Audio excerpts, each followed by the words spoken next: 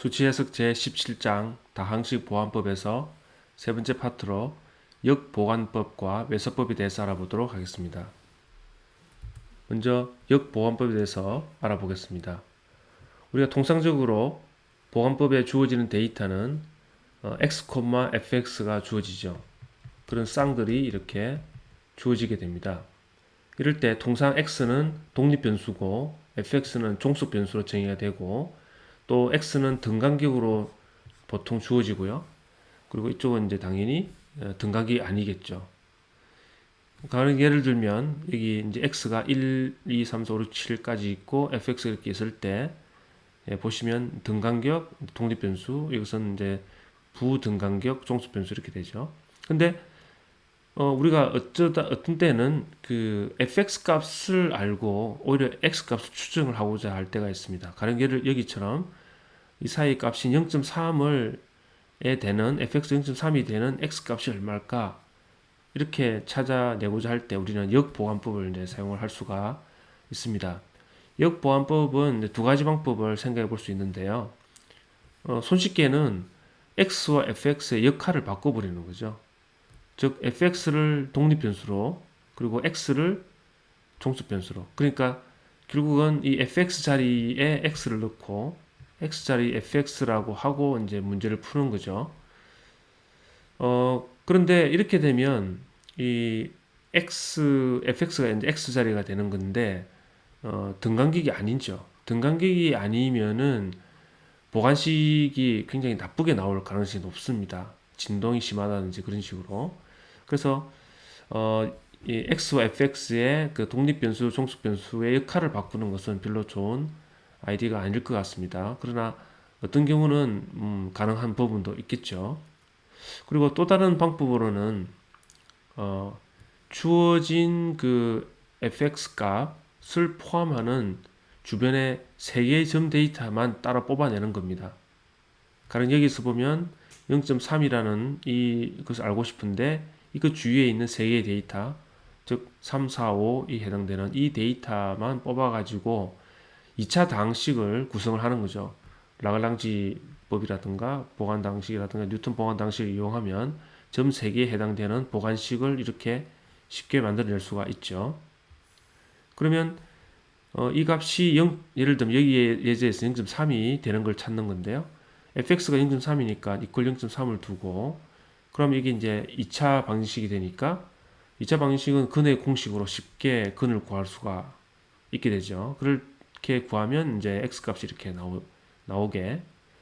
그래서 여기 x 값이 지금 구하니까 3.29 얼마 이렇게 된다는 거죠. 이렇게 해가지고 거꾸로 x 값을 찾아가는 방식으로 우리가 구할 수도 있습니다.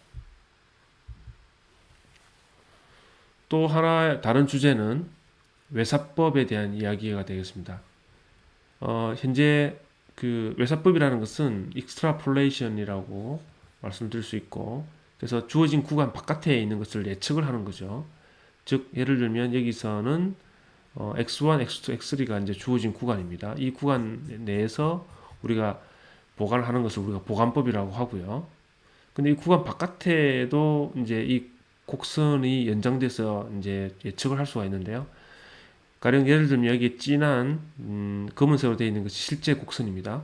근데 실제 곡선에서 3개의 점을 이렇게 따가지고 보관을 했다고 칩시다.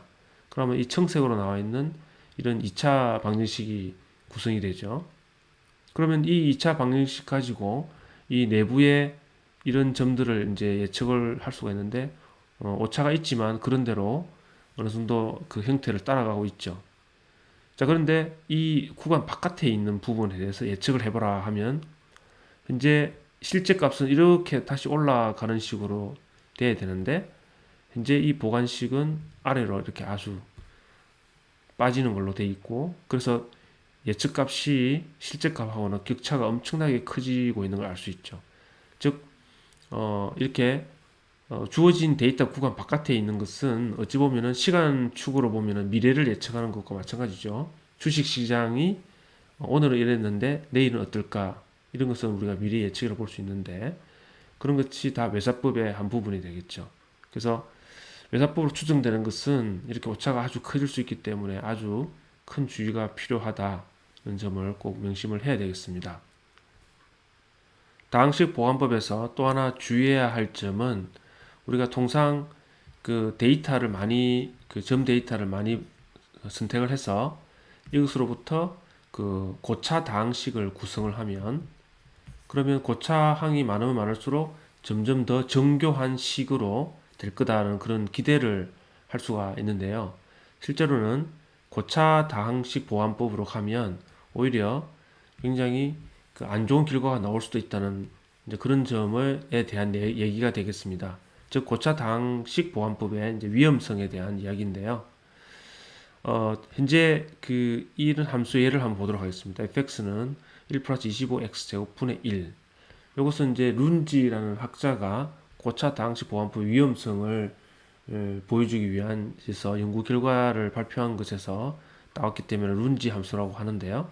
이 함수를 실제로 그림을 그리면 여기에 점선으로 나와 있는 이게 룬지 함수입니다. 이것이 참값이라는 얘기죠. 그러면 우리가 그 다항식 보안법으로 이 룬지 함수가 이제 재현이 되는지 한번 살펴보겠습니다.